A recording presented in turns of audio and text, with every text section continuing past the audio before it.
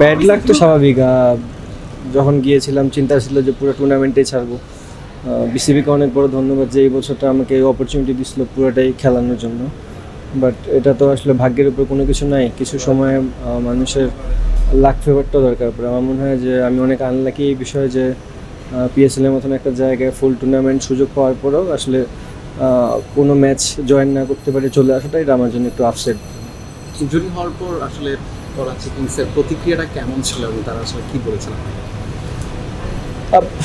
Injury হওয়ার পর আসলে তারা যথেষ্ট হেল্পফুল এবং তারা মন মানসিকতার দিক দিয়ে খুবই ভালো।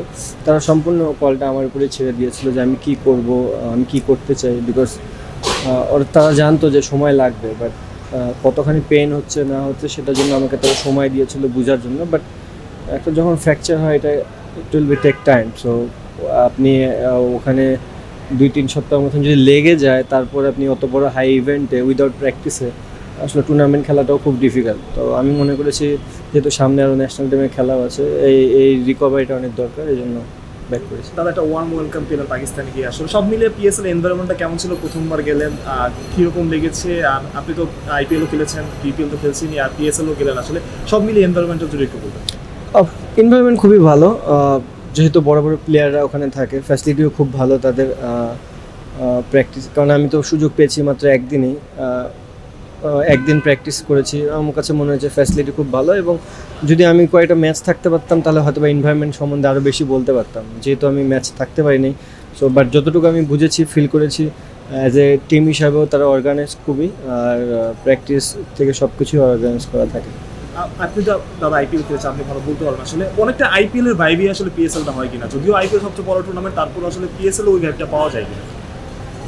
আমি যেটা বললাম, আইপিএল তো সবাই জানে এটা এখন ফ্র্যাঞ্চাইজি লিগের মধ্যে সবচেয়ে টপ একটা লিগ। বাট পিএসএল যদি আমি 2-1টা ম্যাচ থাকতে পারতাম তাহলে বুঝতে পারতাম যে আসলে গ্রাউন্ডের সিচুয়েশনটা কী। আসলে যেহেতু আমি থাকতে পারিনি, বাট ওভারঅল আমার টিম প্লাস হচ্ছে আমার টিমের ফ্যাসিলিটি, যে প্র্যাকটিসের ফ্যাসিলিটি, সব দিক দিয়ে খুবই ভালো। ডেভিড ওয়ার্নার ছিল, আসলে ওয়ার্নারের সাথে আপনার ব্যাটিং নিয়ে কোনো রকম কথাবার্তা হয়েছে কিনা, বা কোনো রকম অ্যাপ্রিসিয়েট তার থেকে পেয়েছেন কিনা? না, তেমন একটা সুযোগ হয়নি। আসলে একদিনের প্র্যাকটিস সেশন তো খুব একটা কিছু নিয়ে আসতে পারিনি আমি ওখান থেকে। যা হয়েছে লসই হয়েছে মনে হয় বেশিরভাগ। ফ্র্যাকচার হয়ে, মানে যেহেতু ইনজুরি একটা বড় ইস্যু, তো আমার মনে হয় আমি পাওয়ার থেকে বেশি মনে হয় হারাইলাম বেশি আর কি। লিটন দা, আরেকটা প্রশ্ন, আসলে পাওয়ার চেয়ে হারানোর কথা বললেন, আসলে এই যে বিষয়টা চলে আসলে আসলে আইপিএল এর প্রসঙ্গটা একটু চলে আসবে। একটা ম্যাচ খেলে আপনাকে মাঝপথে ফিরতে হলো, আসলে এই জায়গাটা নিজেকে একটু আনলাকি মাঝে মধ্যে মনে হয় কিনা? হ্যাঁ, এখন এই সিচুয়েশন আইপিএল নিয়ে চিন্তা করে লাভ নেই। অবশ্যই যদি ওই আইপিএলে হয়তো বা ওই সিজনটা ফুল থাকতে পারতাম তাহলে অন্য কিছু হতে পারতো, বাট পাস্ট হয়ে গেছে। এখানে যদি আমি ফুল সিজন থাকতাম এটাও একটা অন্য কিছু হতে পারতো।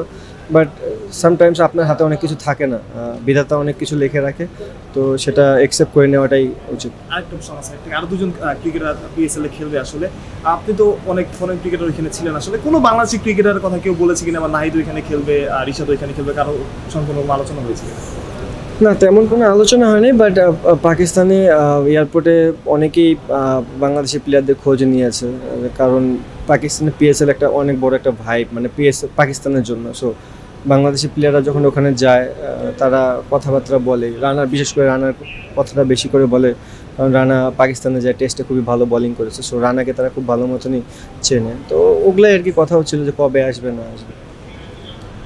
আপনার সুস্থতার জন্য আসলে আপনার বন্ধুরা দোয়া করছে, আমরা অনেকটাই মন খারাপ, তাদের উদ্দেশ্যে আসলে কী বলবো?